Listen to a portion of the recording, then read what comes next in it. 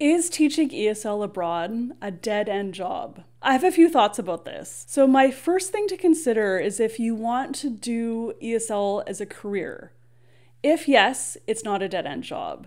However, if you want to do ESL as a career, then I recommend getting the paper qualifications to go along with your experience. By that I mean get an MA in TESOL or an MA in English and then do the CELTA and the DELTA as well.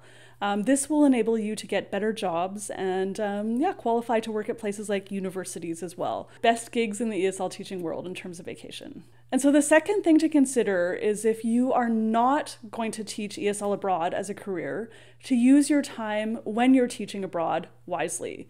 By this, I mean make a plan for the future. So for example, do a bunch of research about educational programs. Maybe you want to become, say, a certified teacher in your home country. You could even apply for those programs. You can figure out where you can go, how much it's going to cost, and how you can do that. If whatever you want to do, you can hopefully even start studying for a program online. You can start applying for jobs. You can do some online courses, whatever it is going to take to kind of prepare you for life after you're done teaching. You can use your time when you're teaching abroad to do that. Okay, so the third consideration is to save some money when you're teaching abroad. It's often very possible in a place like Korea.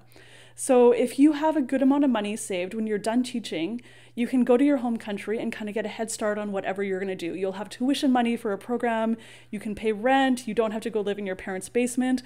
It's just going to be a better situation for you. So is teaching abroad a dead-end job?